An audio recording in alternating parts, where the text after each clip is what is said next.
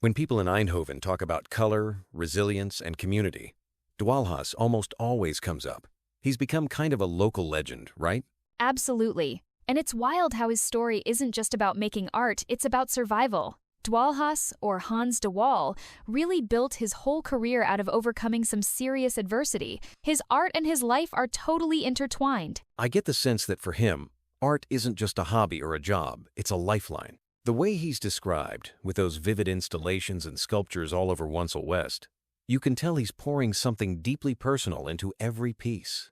And that's what makes him so compelling, I think. He's not just splashing color on a wall, he's channeling years of struggle and also hope. His nickname, Levenskunstenaar, says it all. He crafts life just as much as he crafts paintings. Let's get into how that identity really formed. It's hard to imagine now, but his early life was anything but bright. He was bullied as a kid, retreated into drawing, and then later suffered some brutal losses. That kind of trauma could destroy someone. It nearly did. Losing his girlfriend Angela in 1991 sent him into a tailspin, alcoholism, homelessness, the works. Yet, what's so powerful is how a single act of kindness, a woman offering him a room, became the start of his comeback. That moment feels like a turning point you'd see in a movie. Instead of giving up, he grabbed whatever scraps he could find, started making art, and chose creativity over addiction. It's such a raw testament to the power of making. Yeah, and I love how he didn't just keep that for himself. He took his own vulnerability, his search for safety, and turned it into community action, setting up a nonprofit, opening his home as a safe haven in Wonsel West. It's like his art became a shelter, not just for him, but for others. There's something instantly recognizable about his work.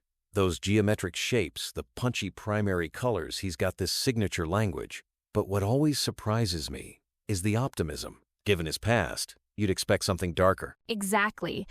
Instead, his pieces almost radiate hope. And there's that playful edge, a bottle, a bicycle, sometimes an entire house becomes his canvas. It's like he's reclaiming ordinary, even discarded things and making them sing. Funny you bring up the materials. That resourcefulness isn't just a style choice. It literally grew out of necessity. Early on, he had nothing but leftovers. Yet he transformed that scarcity into an aesthetic. That mindset just runs through everything he does. And what's fascinating is the accessibility. He wants his art to be for everyone, kids, neighbors, anyone walking down Edisonstraat. It's not locked up in a gallery. It's part of the street, the local landscape. That's a radical approach. Let's talk about the Leaf Museum, because it feels like the heartbeat of everything he does. It's not just a gallery. It's a living room for the neighborhood. Have you seen how many different activities they cram into that space?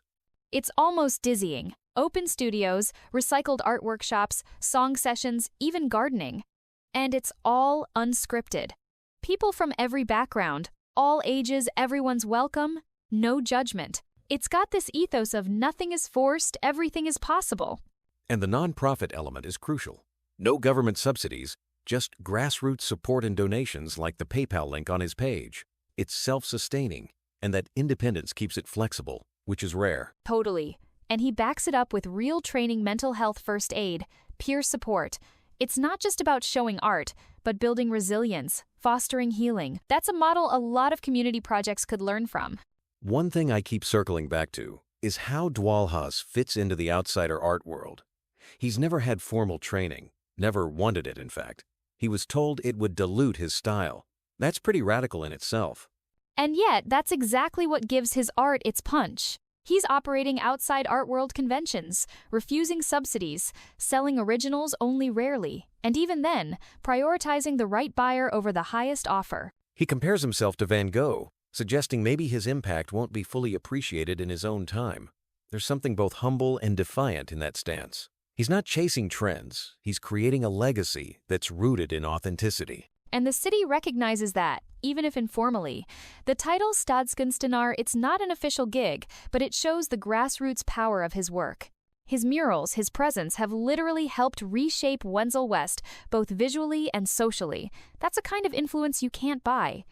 These days, Dwaalhaas is as active as ever, hosting joint exhibitions like the one with Martin Voorbij, and running annual events where anyone can make a reasonable offer for a painting. That's such a break from the usual gallery scene. It really is. Those open-door policies and flexible pricing keep his work accessible no matter what the art market is doing. He's making sure the community stays at the center, not just collectors or critics.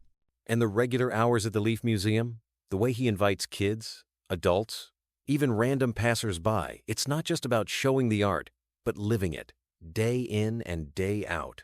If anything, his story proves that art can be a tool for survival and for thriving. Dwaalhaas isn't just painting canvases, he's painting possibilities. That's a legacy with real staying power, and it's still unfolding right now. When people in Eindhoven talk about color, resilience, and community, Dwaalhaas almost always comes up. He's become kind of a local legend, right? Absolutely. And it's wild how his story isn't just about making art, it's about survival. Dwaalhaas, or Hans de Waal, really built his whole career out of overcoming some serious adversity. His art and his life are totally intertwined. I get the sense that for him, art isn't just a hobby or a job, it's a lifeline. The way he's described, with those vivid installations and sculptures all over Wonsel West, you can tell he's pouring something deeply personal into every piece.